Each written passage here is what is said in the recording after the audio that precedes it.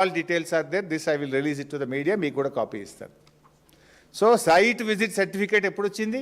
2025 మేలో వచ్చింది. దాని మొదటి లబ్ధిదారుడు ఎవరు? ముఖ్యమంత్రి బావమర్ది సృజన్ రెడ్డి, ఆయన కంపెనీ శోధా కన్స్ట్రక్షన్స్. ఓబీ వర్క్స్లో మొదటి లబ్ధిదారుడే ముఖ్యమంత్రి, ఆయన కుటుంబ సభ్యులు. దీన్ని మసిబూసి మారేడికాయ చేసి ఇదేదో పాతగానే ఉండే వెనుకటనే ఉండే అని నానా తంటాలు పడ్డాడు పాపం బట్టి గారు. సో ఇక్కడ స్టార్ట్ అయ్యి ఇక చాలా టెండర్లు జరిగినాయి. ఇక దీని తర్వాత చాలా టెండర్లు జరిగినాయి. ఇక అన్నిటికీ సైట్ విజిట్ సర్టిఫికేట్ పెట్టేసిండ్రు. ఆల్ ఓబీ వర్క్స్కు సైట్ విజిట్ సర్టిఫికేట్లు పెట్టి అన్నీ కూడా రింగు చేసుడు. +7 +10 క్యాష్ డౌన్ 10%. ఏ టెండర్ వచ్చినా 10% క్యాష్ డౌన్ చేయాలి. ఆ విధానాల్ని తీసుకొచ్చిండ్రు. సో ఆ తర్వాత జరిగిన ఇప్పుడు 2025 మేలో మొదటి టెండర్ ఏదైతే శోధా కన్స్ట్రక్షన్కి వచ్చిందో దాని తర్వాత జరిగిన అన్ని టెండర్లను కూడా ఈయననే రింగ్ మాస్టర్, ఈయననే అందరినీ కలిపి ఆ టెండర్ ఎవరికి ఏది దక్కాలో, ఎవరికి సైట్ విజిట్ సర్టిఫికేట్ ఇవ్వాలంటే వాళ్ళకే ఇవ్వాలి, మిగతా వాళ్ళకి ఇవ్వద్దు. ఆ విధానాన్ని తెచ్చింది వీళ్ళు.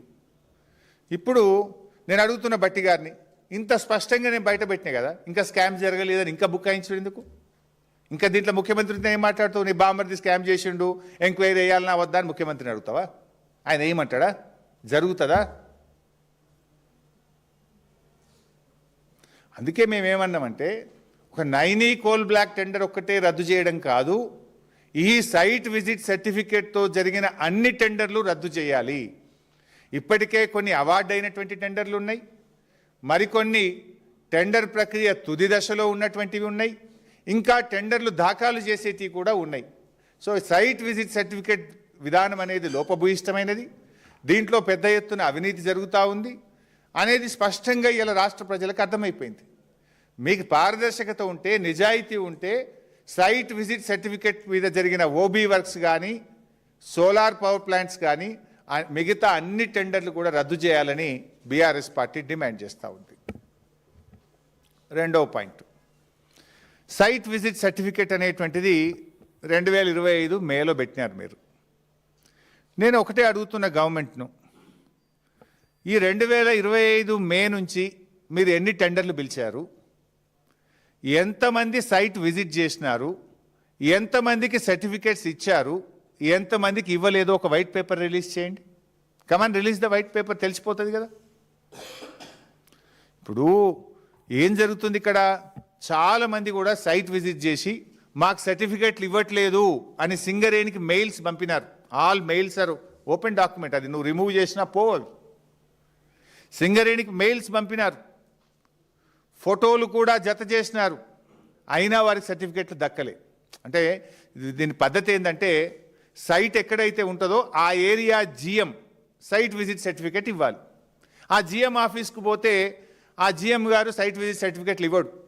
లాస్ట్కి ఇక టెండర్ 5 గంటలకు లాస్ట్ అయిద్దనంగా, సాయంత్రం 5 గంటలకు టెండరు దాఖలు చేయడం లాస్ట్ అంటే, మధ్యాహ్నం పూట బ్యాక్ డేట్లో 2కో 3కో 4కో వీళ్ళు చెప్పిన వాళ్ళకి సైట్ విజిట్ సర్టిఫికేట్ ఇస్తాడు, మిగతా వాళ్ళకి ఇయ్యాడు.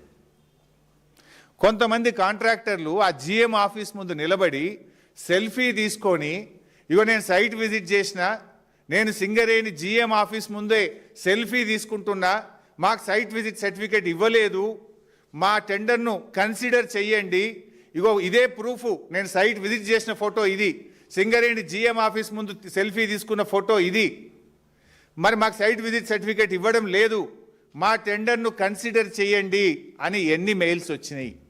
అనేక మంది మెయిల్స్ పంపినారు. లైక్ ఎన్సీసీ కంపెనీ మెయిల్ పంపింది, జిఆర్ఎన్ కంపెనీ మెయిల్ పంపింది, మహాలక్ష్మి కంపెనీ మెయిల్ పంపింది. ఇట్లా ఎన్నో కంపెనీలు మాకు సైట్ విజిట్ సర్టిఫికేట్ ఇవ్వట్లేదు, మా పలానా తారీఖు నాడు సైట్ విజిట్ చేసినాము, ఇగో ఇది సైట్ విజిట్ ఫోటో, ఇగో ఇది జిఎం ఆఫీస్ ముందు నిలబడ్డ ఫోటో, జిఎం ఆఫీస్ ముందు తీసుకున్న సెల్ఫీ ఫోటో, మమ్మల్ని కన్సిడర్ చేయండి అని మెయిల్స్ ఎన్ని వచ్చినాయి? ఆ మెయిల్స్ బయట పెట్టండి. నేను పెట్టమంటే పెడతా, మీరు పెడతారా నన్ను పెట్టమంటారా?